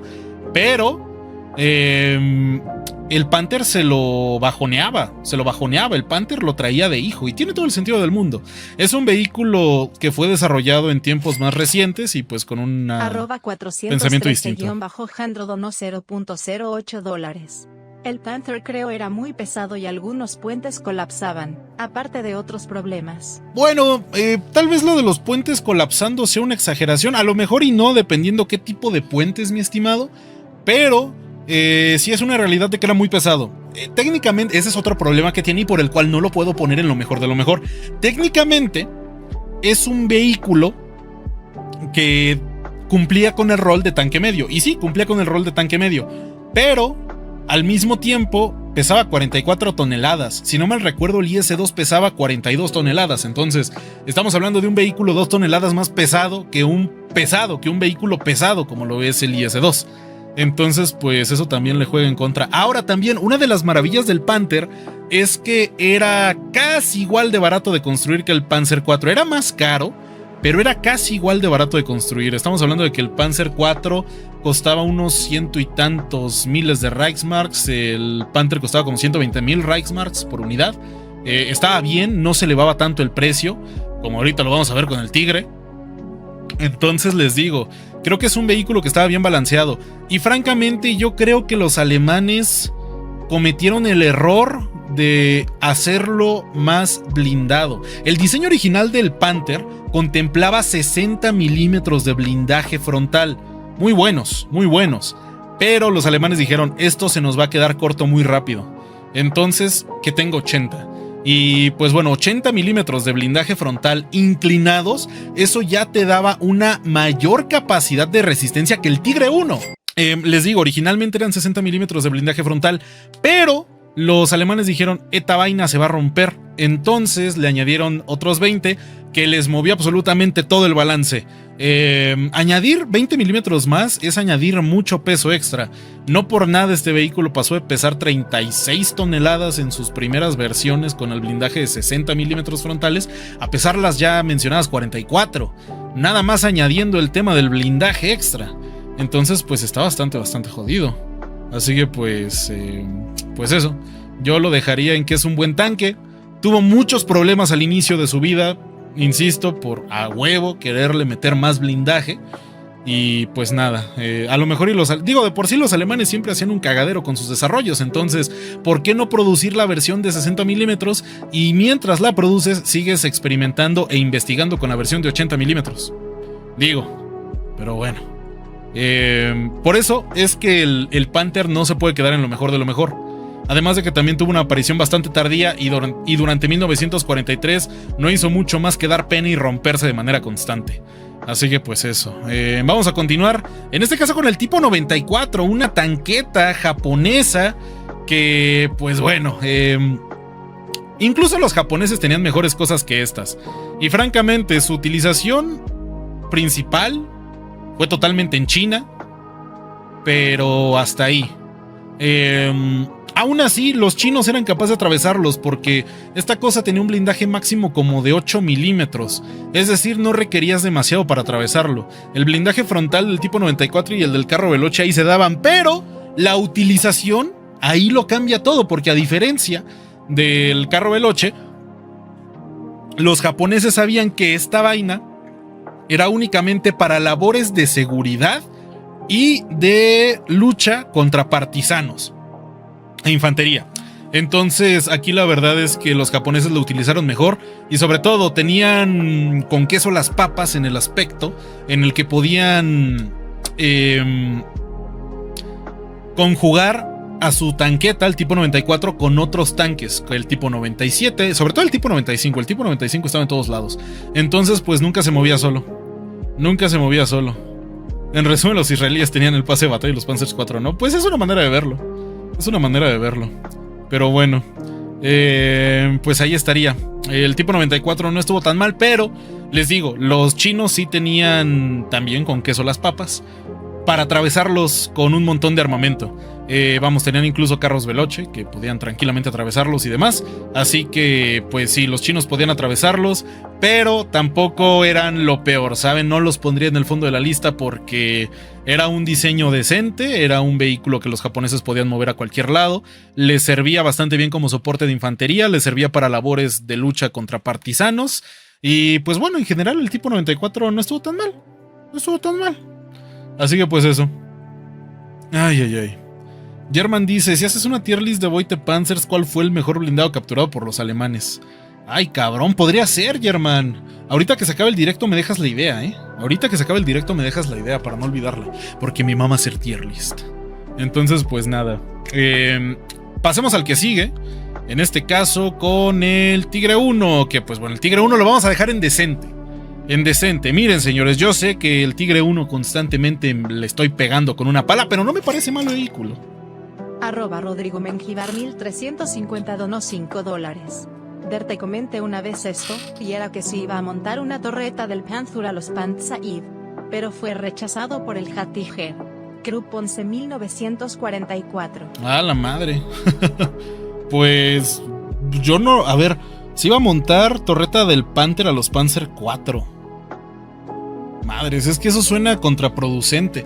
Yo lo que había visto más bien era producir chasis del Panther con torretas del Panzer 4, mi estimado. Yo ese no... Bueno, a lo mejor sí se hizo la propuesta, pero ese en concreto no lo conozco, la verdad.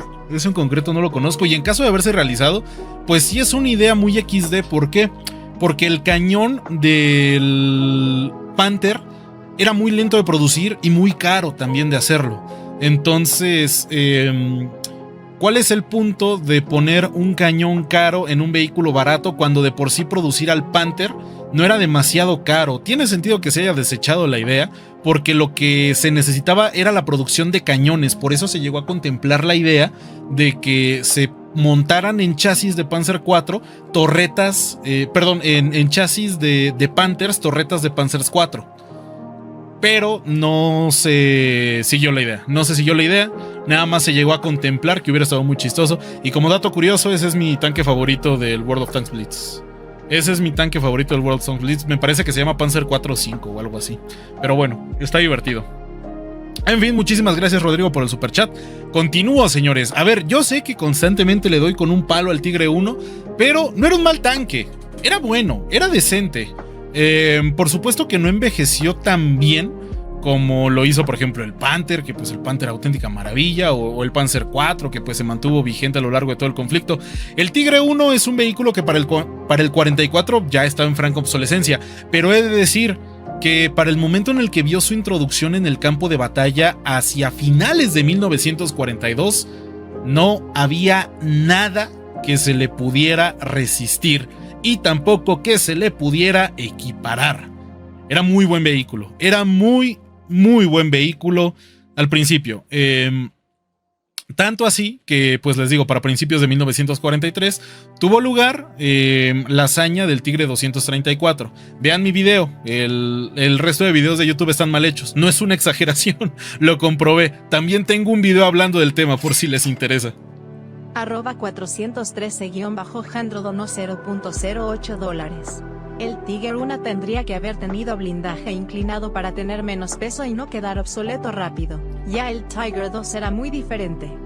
Son buenas propuestas, mi estimado, pero también hemos de mencionar que la producción de un vehículo con blindado inclinado es más tardada que la de un vehículo sin el mismo. Entonces, pues creo que también es importante mencionarlo. Ahí complicas también sobre el tema de la industria. Y también hay que decirlo, señores, la producción de los Tigres 1 costaba más de 300,000 Reichsmarks por unidad. Más de 300,000 Reichsmarks. Es decir, con lo que te costaba un Tigre 1 podías producir 3 Panzers 4 o como 5 Panzers 3. Y pues bueno, podías producir... a ver, 5, 10, 20, 30... Podías producir 6 Panzers II, entonces pues eso. Se iba a volver todavía más caro y más tardado. 58 donó $0.08. Hola, deben un tironeo, un Panther con un Tiger, un King ganaría. El Panther. Y pues bueno, recuerden, señores, también en los duelos de tanques gana el que dispara primero. Eso se comprobó también en la guerra de Corea. Pero vamos, en un enfrentamiento igual yo le apuesto total y completamente al Panther. El mejor Tigre 1 contra el mejor Panther 1. Bueno, perdón, sí, bueno, nada más se hizo un Panther, pues sí, el Panther, total y completamente. El Panther le gana. Así que pues eso. Pero bueno, te digo, eso justamente que mencionas, Jandro, hubiera hecho que el Tigre se hubiera vuelto más caro todavía de producir. Y ya de por sí era una máquina cara, era la máquina más refinada que había. La máquina más refinada que tenían los alemanes. Jandro donó $0.15. ¿Verdad? Hubieran hecho 30 nomás y seguro los alemanes les subían el peso poniéndole otras cosas. Sí, a los alemanes les mamaba, les encantaba la idea de mientras más pesado mejor. Mientras más pesado mejor, y pues francamente es lo que hacían con sus vehículos, mi estimado Jandro. Entonces no te preocupes, hubieran encontrado la manera de hacerlo más ineficiente. Total y completamente. Pero bueno, muchas gracias, Jandro, por ese super chat. Un saludo gigante hasta la bella Argentina.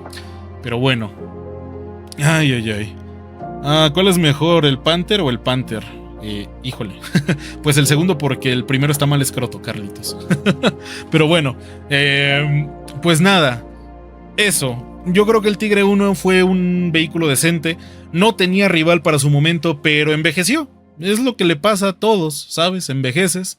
Y para 1944 ya había demasiados tanques que eran perfectamente capaces de superarlo. Hasta un Sherman era capaz de atravesarlo, y eso también vale la pena destacarlo. Un Sherman con su cañón de 75 milímetros era perfectamente capaz de perforar un Tigre a distancias cercanas, tal y como lo demostró en la batalla de Francia. Está comprobado.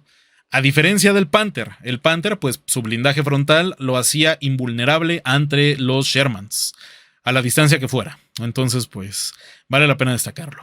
Pero pues nada. Vamos a continuar. Uy, papá, el Nashorn. El Nashorn, señores. En lo que a mí respecta, uno de los tanques más infravalorados de la Segunda Guerra Mundial, o mejor dicho, uno de los vehículos más infravalorados. Y no es por nada, pero esta vaina es el auténtico francotirador de los tanques. Creo que este sí le hice un video. Creo que este sí concretamente le hice un video. Y fue de cuando todavía usaba... Imagínense, señores. El video que hice para el Nashorn fue cuando todavía usaba a World of Tanks Blitz como modelos de referencia. ¿Cómo ha llovido desde entonces, eh? ¿Cómo ha llovido desde entonces, mis locos? Pero pues bueno, vale la pena destacarlo. En general, el Nashorn es un muy buen vehículo. Yo considero que es francamente de los mejores cazacarros que tenían los alemanes durante la Segunda Guerra Mundial. Y tiene el gran honor de haber sido el único blindado en Europa que fue capaz de destruir un Pershing. El único, señores. Entonces, pues está bastante bueno. Así que pues eso. Muy buen vehículo, muy buen vehículo. Tenía el poderosísimo cañón de el 88 milímetros largo, el mismo que se le montó al Ferdinand, el mismo que se le montó al Tigre 2. Muy buen vehículo, señores. Muy buen vehículo, la verdad. Yo considero que este es un gran vehículo. Así que pues eso. Vamos a seguir. Y esta vez con el Hetzer, señores. Miren, con todo el dolor de mi corazón lo voy a dejar en decente. Para mí, de verdad, si fuera únicamente por gusto, pero si esto fuera una tier list de los tanques que más me gustan o de los blindados que más me gustan de la Segunda Guerra Mundial, lo pondría en lo mejor de lo mejor. Pero hay que reconocer que el Hetzer era una bestia medio sorda y medio ciega. Eso sí, sus problemas mecánicos eran muy poquitos, eran nada a comparación del resto de tanques alemanes. Mientras al Tigre 2 se le quemaba la transmisión y explotaba por ahí, el Hetzer no carburaba bien. Y se le tenían que hacer ajustes menores para que funcionara de la mejor manera. Pero sí hay que decirlo, era una bestia medio ciega y medio sorda, sobre todo de su flanco izquierdo. porque vean, justamente el cañón está del flanco derecho, entonces pues ahí no tienes tanto problema, pero el flanco izquierdo pues ahí sí está cabrón. Eso sí, tenía una ametralladora que podía ser operada desde el interior del vehículo, y eso sí era muy bueno. Y eso sí era muy bueno, era algo que le encantaba a la tripulación. Pero bueno, además de que tenía un robusto blindaje de 60 milímetros. Y miren, es por esto que yo defiendo la idea de que el Panther debió de haberse quedado con los 60 milímetros de protección iniciales. El Hetzer, siendo un vehículo con apenas 60 milímetros de protección, que fue introducido hasta finales de 1944, de los cuales se produjeron 2000 por cierto, hasta ese punto lejano de la guerra, aún así logró resistir los impactos de la mayoría de los tanques de su momento, y era incluso capaz de darle caza a vehículos como los IS-2. Vamos, eran auténticos ratones del campo de batalla. Por supuesto no podían atravesar un IS-2 de frente, pero sí de manera lateral, y lo llegaron a hacer. Entonces pues creo que vale la pena destacarlo en ese sentido. Así que pues muy buen vehículo, muy buen vehículo. Pero bueno, ay, patrón, me espantaron. Me dijeron que andaba comparando cañones y me espanté. ¿Qué pasó, Prince? ¿Qué pasó? Vamos ahí. Pero bueno, sí, cualquier tanque de inicios de la guerra valía verga contra un Hetzer, eso es verdad. Incluso yo llevaría esa sentencia más a cualquier tanque de mediados de la guerra valdría madre contra un Hetzercito. Lo vamos a dejar al lado del Tigre. Así que pues eso, muy buen vehículo, excelente cañón, excelente blindaje. Insisto, el gran problema que tenía era estar medio ciego y medio sordo, pero fuera de eso, vamos, una auténtica maravilla. Una auténtica maravilla. Y posteriormente tenemos el Panzer I, que pues yo creo que aquí sí podríamos dejarlo en podría ser peor. Bueno, es una tanqueta, probablemente la tanqueta más alta producida en la Segunda Guerra Mundial. No era un mal vehículo, de hecho algo que tiene muy a favor el Panzer I es que se empleó muchísimo para experimentar con el mismo. Pero bueno, ya una vez que inició la Segunda Guerra Mundial, pues un vehículo armado únicamente con ametralladoras no es exactamente lo mejor que quieras tener. Así que pues era un poquito jodido de emplearlo. Y sobre todo en Polonia esta cosa se la papearon durísima. Pero bueno, también insisto, no es tanto culpa del vehículo, sino por la forma en la que se utilizó. Y porque de nuevo, estas cosas no debían de ver el frente de batalla, al menos no en la primera línea. Pero pues a Alemania ya se le quemaban las habas para alcanzar el frente de batalla. Y pues bueno, eso creo que terminó por joderlo bastante, a decir verdad. Pero bueno. Ay, vamos a seguir, señores. Sí, justo, el Panzer I era para entrenamiento, para experimentación y poco más. El Ferdinand, señores. El Ferdinand. ¿En dónde lo ponemos? ¿En peor es nada o en mejor nadota? Porque este hijo de perra, cómo lo odio. Los únicos puntos buenos son su cañón y su blindaje, pero de nada te sirve si esta cosa se te quemaba cuando subía inclinaciones de 10 grados. No estoy exagerando, señores. La Unión Soviética, un lugar que es exageradamente plano, mamón, plano como él solo. Bueno, ni en la Unión Soviética era capaz de destacarse. Mejor nadota, me gusta cómo piensan, señores, me gusta cómo piensan. Eso sí, es el mejor nadota. Es el mejor nadota. Así que pues eso. Esta cosa se incendiaba con inclinaciones de 10 grados.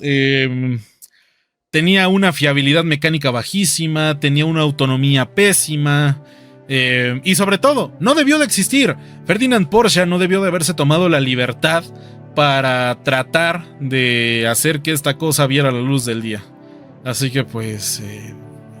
bueno, pues ese es el tema, la verdad. Ese es el tema con esta cosa. Pero bueno. Fernando, póngalo hasta el final y eso no se discute. Me gusta cómo piensas, gatita guerrillera. Me gusta cómo piensas. Pero bueno. ¿Cuál era mejor, el Jack Tiga o el Fernando? El Jack Tiga. El Jack Tiga, definitivamente. Cañón más grande, mejor movilidad, no se incendiaba tan rápido. Pero pues bueno, de los Jack Tigas se hicieron 80. Entonces, bueno, también del Ferdinand se hicieron 90, 10 más. Entonces, pues bueno. Pero sí, yo creo que me quedo con el Jack Tiga. Francamente, señores. Y además pues también tenía un desmadre con el tema de motores eléctricos, diésel y mamada y media. Pero bueno, pues qué les digo, señores, qué les digo. Inservible hace una pregunta interesante. ¿Por qué los alemanes no tenían mejores motores? Verás, mi estimado Inservible, los trataron de desarrollar.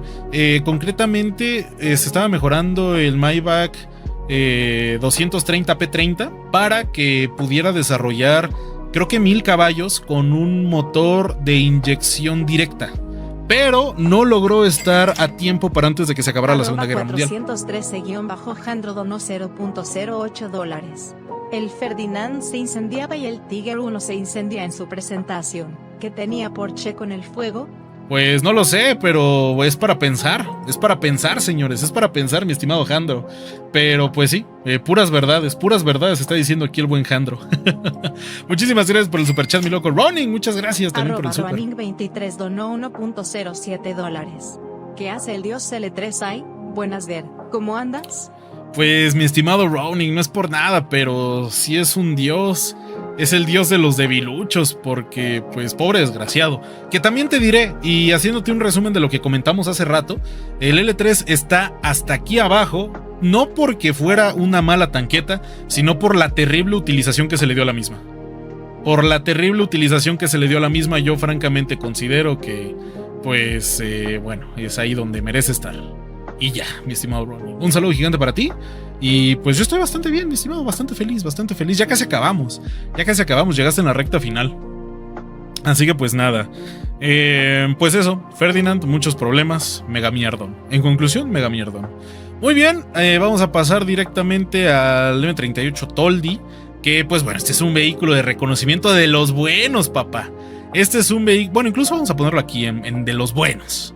De los buenos. ¿Por qué? Porque los húngaros merecen cariño, los húngaros merecen amor, y yo estoy total y completamente de acuerdo con que el Toldi estaba muy bien. Creo que el Toldi es un vehículo que estaba bastante decente. Así que pues lo vamos a dejar por ahí. Estamos hablando de un vehículo que entró en producción en 1940 y que era francamente lo mejor que tenían los húngaros para ofrecer. Como vehículo de reconocimiento cumplía bien, tenía una autonomía bastante decente, y a pesar de que solo se produjeron en total unos 200 de los mismos, era un buen vehículo. Era muy buen vehículo. Entonces vamos a dejar ahí al Toldi y vamos a acabar con un peso pesado, señores. Vamos a acabar con un peso pesado que no sé ustedes qué opinen, ¿eh? No sé ustedes qué opinen. A ver, el Panzer 6 Tigre Ausf B, es decir, el Tigre 2. El Tigre 2, ¿en dónde lo colocamos, señores? ¿En dónde lo colocamos? No era tan malo, insisto, se ahogaba en problemas mecánicos, se ahogaba en problemas de rendimiento, pero tenía un cañón buenísimo, probado ya en el campo de batalla, y tenía un blindaje muy potente, muy potente, al punto que se ha creado el mito de que nada frontalmente lo atravesó, cosa que no es cierta. Un ISU 152 en Budapest lo atravesó de manera frontal. Entonces pues eso, pero insisto, muy buen vehículo, pero con sus respectivas fallas. Yo creo que en decente, ¿no? Yo creo que en decente. Podría ser peor, señores, ustedes son muy severos, ustedes son muy severos. Malo con M de mierda, me encanta. Yo diría que decente, sí, yo creo que este vehículo va en decente. Lo pondría atrás del Hetzer, la verdad. Es que también se hicieron muy pocos. Este triple hijueputa también le costó un montón de dinero al... es que era muy caro, señores, de verdad era exageradamente caro, tardado de producir. No lo sé, pero no era mal vehículo. Es decir, cuando ya lo ponías en el campo de batalla no era mal vehículo, pero se produjeron menos de 700 de estas cosas. Se produjeron casi... No, pues el doble. Sí, más del doble se produjeron de Tigres 1. Entonces, pues eso. Decente porque se lo merece. Justamente. Ferstreon dice mejor nadota. Pues podría ser. Es que les digo, a ver, como tripulante, ojalá me hubieran metido en un Tigre 2. Prácticamente es una sentencia de que vas a sobrevivir a la guerra, prácticamente. O que vas a terminar abandonando el tanque, cualquiera de las dos. Pero también a manera de logística, pues estaba horrible. Está horrible. Entonces, pues bueno, creo que vale la pena destacarlo. Pero bueno. Si tú fueras Adolfito en los años 38, ¿qué harías? Para empezar, dejaría de construir campos de concentración. O tal vez no los llevaría al extremo como lo hizo Adolf, porque pues bueno, primero construyó los campos de concentración y luego los de exterminio. Pero bueno, eso sería lo primero, definitivamente. Y posteriormente, pues yo creo que continuaría con el tema de las negociaciones y trataría de acercarme más a la Unión Soviética. ¿Sabes? Si ya de por sí voy a tener de enemigo a Occidente, pues me voy a acercar con la Unión Soviética, en especial porque Stalin pues quería unirse al eje, a ese punto llegó, así que pues Arroba me conviene. 413- Pero vigilar la frontera. $0.08. Es hermoso, pero lo dejaría para los juegos donde no fallan. Pero es imponente siempre que no te destruyan las orugas. Sí, justamente. Yo creo que lo vamos a dejar en decente. Y pues nada, señores, con esto vamos a acabar. Vean nada más. Voy a poner este bonito screenshot, como no, en la sección de publicaciones del canal para que lo puedan ver. Y pues nada, hasta aquí vamos a llegar, señores. Espero lo hayan disfrutado, espero se hayan divertido. Ya extrañaba hacer tier list. Y si tienen alguna idea para hacer alguna otra, por favor díganmelo en los comentarios una vez que finalice este mismo directo. Me dejan ahí un comentario. Oye, Der, deberías de hacer un directo sobre tal o cual cosa.